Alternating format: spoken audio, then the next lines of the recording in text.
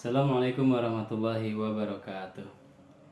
Alhamdulillahirrahmanirrahim. Asyhadu an la ilaha illallah wa asyhadu anna Muhammadan abduhu wa rasuluhu sallallahu alaihi wasallam wa ala alihi wa ashabihi amma ba'd. Alhamdulillahirrahmanirrahim. Bersyukur kepada Allah yang telah memberikan kita banyak sekali kenikmatan. Salah satunya dengan ucapan syukur alhamdulillahirabbil alamin. Shalawat serta salam semoga selalu tercurahkan kepada nabi kita, nabi besar Nabi Muhammad sallallahu alaihi wasallam wa ala alihi wa ashabihi amma ba'd. Dan materi kita pada hari ini ada akhlak tasawuf untuk ulangan akhir semester. Perkenalkan, nama saya Muhammad Yasir Al-Abror dari kelas 5C dengan NIM 216121099. Kita mulai ke materinya. Akhlak tasawuf adalah salah satu klasifikasi tasawuf yang berfokus pada perbaikan akhlak dan budi pekerti, berupaya mewujudkan perilaku yang baik atau mahmudah, serta menghindarkan diri dari sifat-sifat tercela seperti mazmumah. Tasawuf akhlaki disebut juga dengan tasawuf sunni, dikembangkan oleh para ulama salaf as-soleh dengan menerapkan metode-metode tertentu. Menurut Sufi, pengembangan tasawuf akhlaki ini dibangun sebagai dasar latihan kerohanian dengan tujuan mensucikan hati dan mengendalikan hawa nafsu sampai ke titik rendah, sehingga nantinya tidak akan ada penghalang yang membatasi antara manusia dan Tuhannya. Nah, agar lebih mudah dalam mewujudkan ajaran tasawuf akhlaki ini, para sufi menyusun beberapa tahapan sistem yang meliputi tahalli, dan tajalli. Tingkat pertama adalah tahalli, di mana bertujuan untuk membersihkan diri dari perilaku buruk. Kemudian tingkatan kedua itu tahalli, di mana bertujuan untuk membiasakan diri dengan perilaku terpuji. Kemudian tingkat terakhir adalah tajalli, di mana bertujuan agar perilaku baik tetap dilanjutkan dengan cara menanamkan cinta di dalam hati kepada Allah Subhanahu wa taala. Beberapa tokoh tasawuf akhlaki yang terkenal adalah Zul'annul Al-Misri, kemudian ada Al-Junaid Al-Baghdadi, kemudian ada Al-Ghazali, yaitu seorang sufi yang dikenal sebagai Hujatul Islam, yang bukti kebenaran Islam dan penulis kitab Ihya Ulumuddin.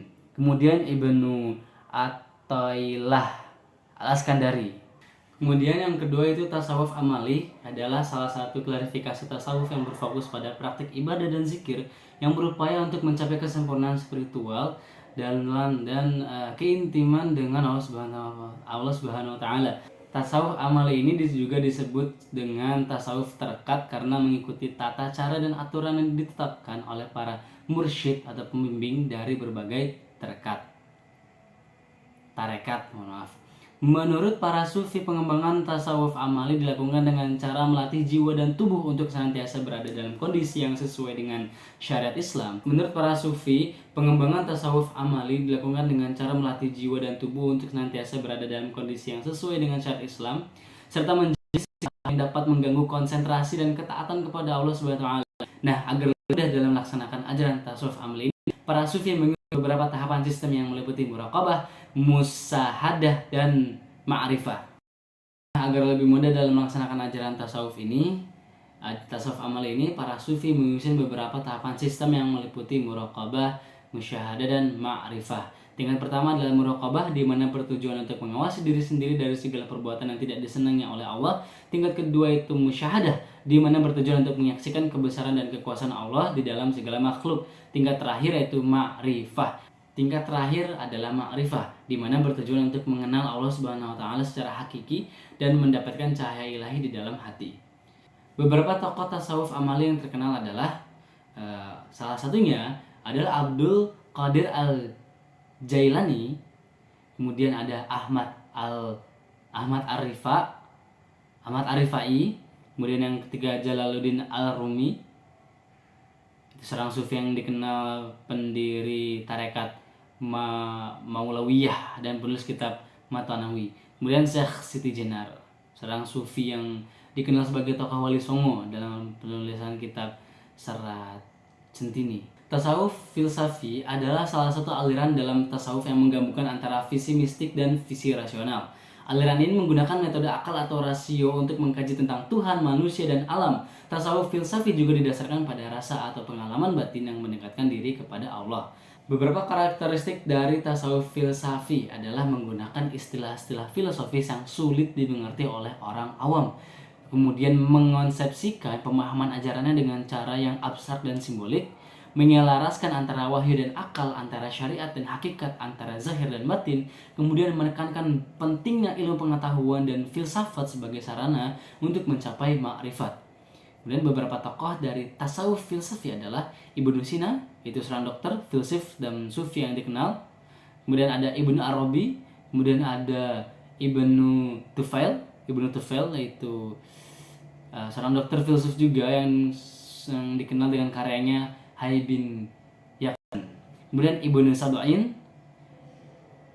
dan beberapa ajaran dari tasawuf filsafi juga ada yang pertama Wahdatul Wujud, yaitu ajaran bahwa hanya ada satu wujud yang hakiki, yaitu Allah. Segala sesuatu yang ada di alam semesta adalah manifestasi atau pancaran dari wujud Allah.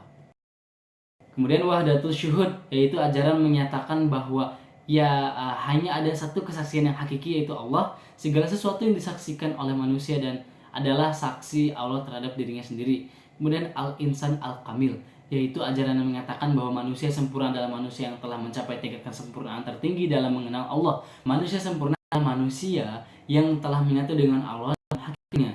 Kemudian Al-Fana Al-Baqa, yaitu ajaran mengatakan bahwa sufi harus menghilangkan dirinya dari segala sesuatu selain Allah dan tetap bertahan dalam eksistensi Allah. Al-Baqa, Al-Fana dan Al-Baqa adalah dua sisi dari satu koin yang sama, yaitu Al-Ma'rifat.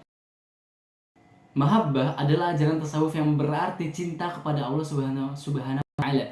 Mahabbah berarti kepada Allah, sikap yang melawannya, mengeluarkan hati dari segala-galanya kecuali Allah, dan menyerahkan seluruh diri kepada Allah Subhanahu wa Ta'ala.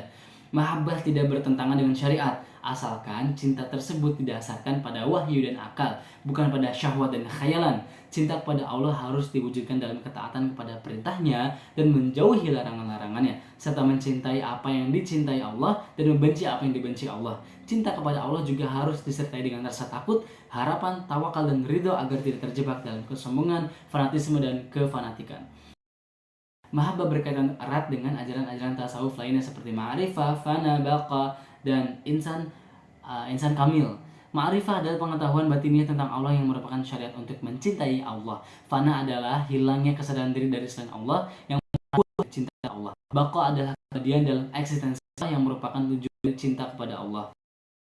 Insan kamil adalah manusia yang telah mencapai kesempurnaan dalam mengenal dan mencintai Allah yang merupakan teladan dari cintanya Allah. Ma'rifat adalah ajaran tasawuf yang berarti pengetahuan atau pengalaman batiniah tentang Allah Subhanahu wa Ta'ala.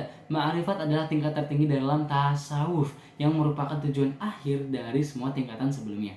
Ma'rifat tidak bertentangan dengan syariat, asalkan pengetahuan tersebut didasarkan pada wahyu dan akal, bukan pada syahwat dan khayalan. Pengetahuan tentang Allah harus diwujudkan dalam ketaatan perintah Allah, menjauhi larangan Allah, serta mencintai apa yang dicintai Allah, membenci apa yang dibenci oleh Allah. Pengetahuan tentang Allah juga harus disertai dengan rasa takut, harapan, tawakal, ridho agar tidak terjebak dalam kesombongan dan fanatisme atau kefanatikan. Berkarat dengan ajaran tasawuf lainnya seperti mahabbah, fanah, baqa, dan insan al-kamil. Mahabbah adalah cinta kepada Allah yang merupakan syarat untuk mengenal Allah. Fana adalah kesadaran diri dari selain Allah yang merupakan buah dari pengetahuan.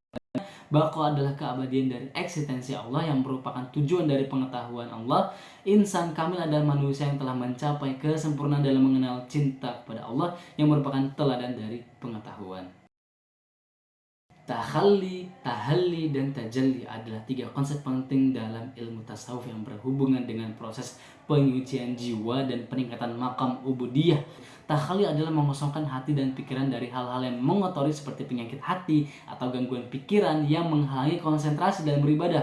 Tahalli adalah syarat untuk mengisi hati dengan sifat-sifat yang mudah. Tahalli adalah penghiasan hati dengan sifat-sifat yang mulia dan terpuji seperti cinta, takut, harap, tawakal, dan ridho kepada Allah. Tahalli adalah buah dari pengosongan hati dari sifat mazmumah.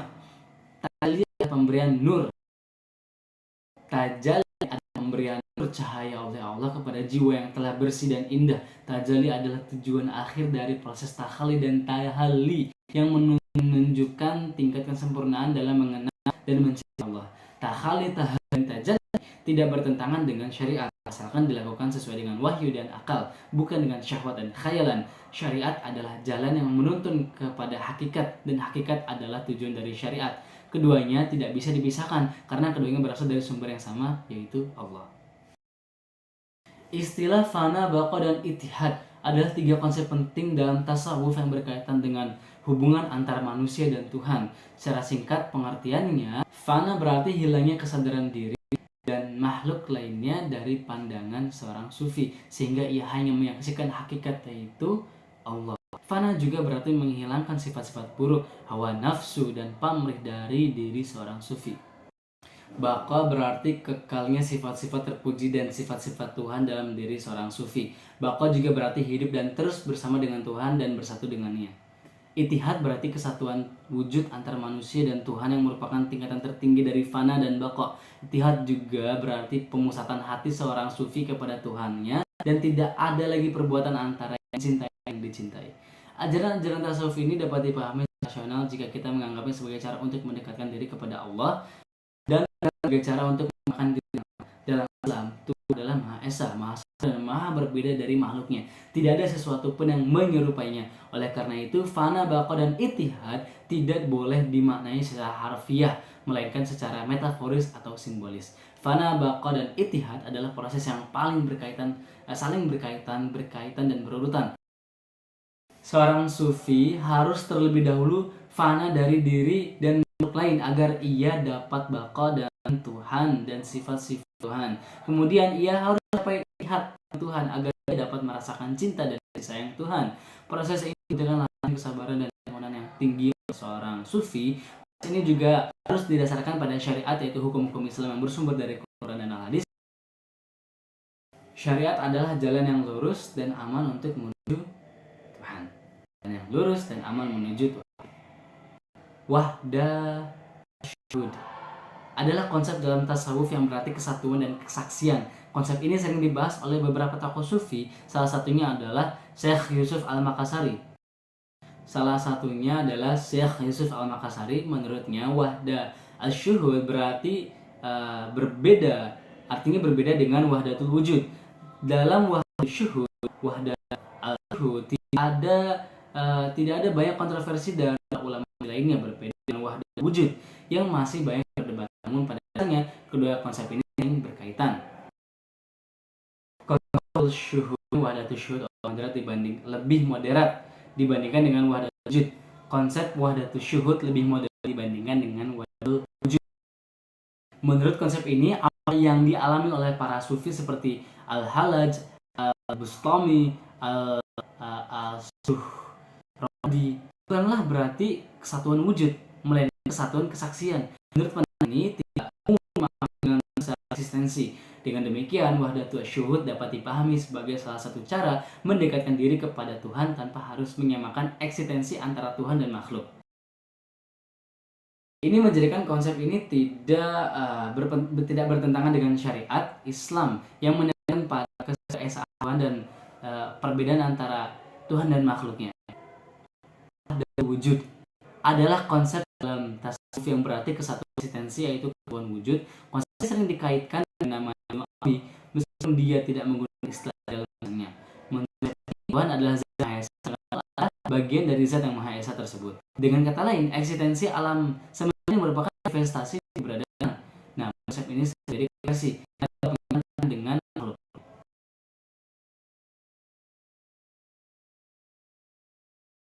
Dalam konteks syariat, konsep ini bisa dipahami dengan cara yang tidak bertentangan dengan ajaran Islam. Misalnya, kita bisa bahwa segala sesuatu yang ada dalam semesta ini adalah ciptaan Tuhan dan bukan Tuhan itu sendiri. Dengan demikian, kita masih mempertahankan keesaan Tuhan, perbedaan antara Tuhan dan makhluknya. Konsep hubungan antara wahdatul wujud dengan konsep tasawuf lainnya seperti wahdatul wujud. Kedua konsep ini saling terkait. Wahdatul syuhud moderat dan lebih diterima para ulama sufi dengan wahdatul wujud. Namun keduanya sama-sama mencoba menjelaskan hubungan antara Tuhan dan makhluk dari perspektif seorang sufi.